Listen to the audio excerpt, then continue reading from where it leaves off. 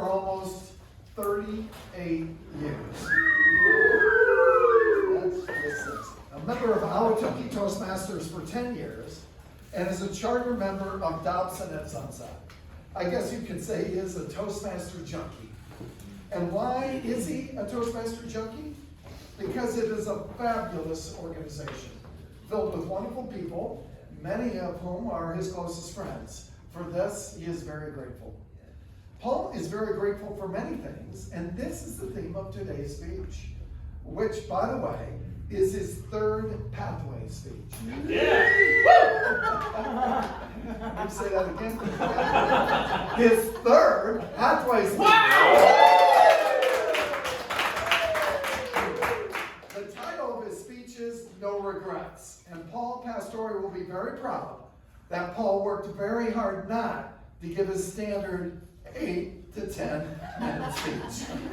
Today's speech is only 7 to 9. Please welcome Paul Brunoforte with No Regrets. No Regrets, Paul Brunoforte.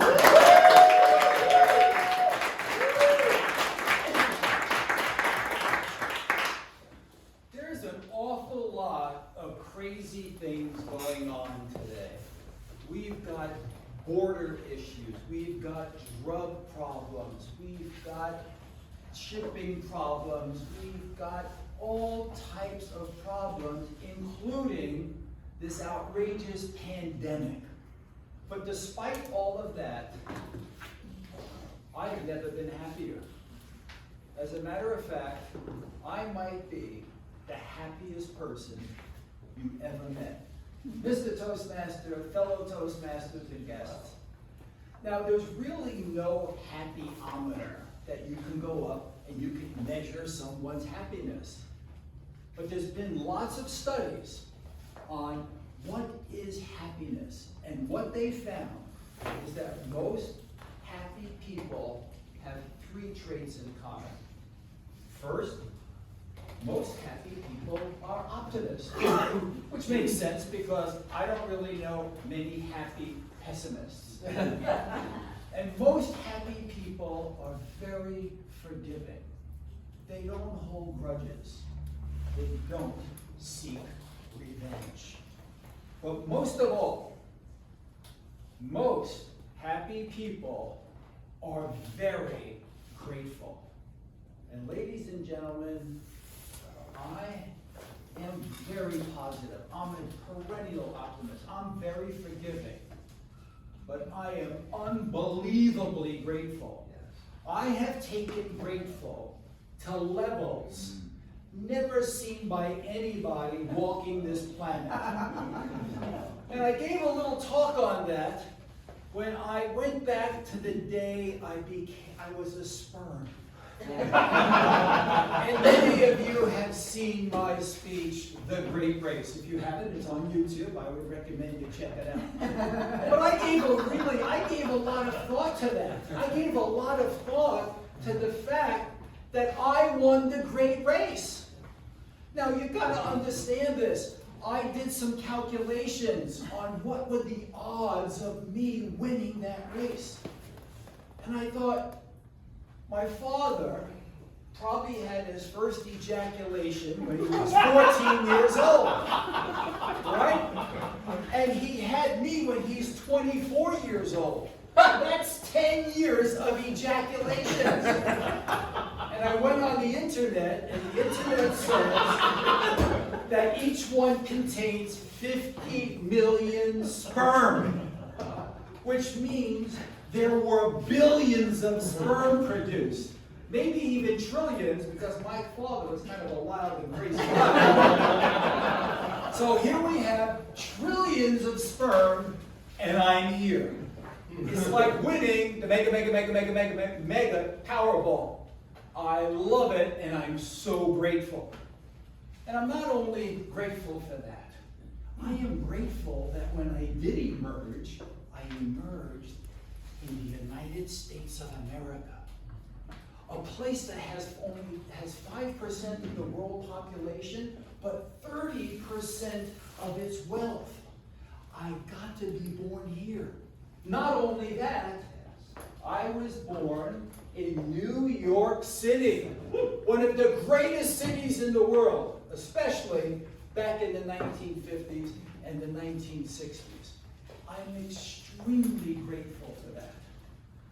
And another thing, I am grateful that we have the freedom today of traveling all over the world.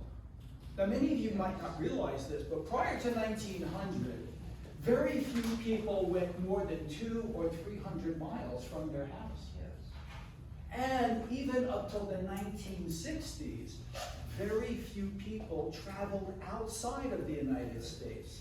But today, we have advanced transportation, Americans have the freedom, and we have the wealth to go anywhere we want in the world. And that was one of my great goals. And Debbie and I have, every time we go somewhere, we always take time to have a toast or to give a hug for the great experience we're having. The experience of walking along the Great Wall of China. The experience of racing around the Great Pyramids on camels. The experience of canoeing down the Zambezi River towards Victoria Falls. The fabulous experience of visiting virtually every major city in Europe, Asia, Middle East, and South America. Having those experiences has made me one of the most grateful people on the planet. Because as I get older, I realize this is not going to last forever. And that we have the opportunity to do whatever it is that makes us feel grateful. We have an opportunity to do whatever it is we want. And what it starts with is a dream. Dreaming big. And take some of those dreams and turn them into a goal. And then turn those goals into a reality. You are all winners of the great race. You all won the great race. And for many people, the great race only lasts a few hours because sadly, many children die at childbirth or very young.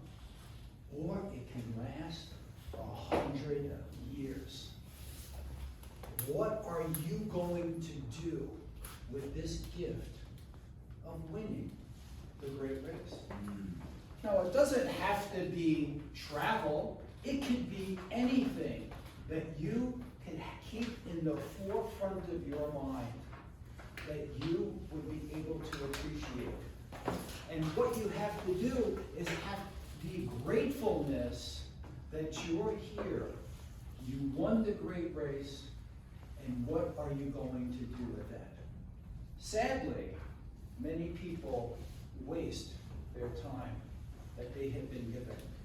And they do it in a variety of ways that I won't go into right now, but you know many people who have taken this gift and squandered it.